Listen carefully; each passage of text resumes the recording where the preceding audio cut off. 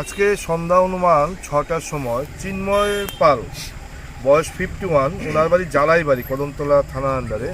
উনি ধর্মনগর থেকে খালি একটি অটো নিয়ে কদমতলার দিকে যাচ্ছিলেন। তো রাস্তায় সোনারুর পাশে একটা জায়গা আছে মেইন রোডের উপরে, সেখানে উনি নিজে সেলফ অ্যাক্সিডেন্ট করেন। তো আমরা ফায়ার ব্রিগেড ওনাকে রেস্কিউ করে, কিন্তু অন ওয়ে টু হাসপাতাল উনি মারা যান।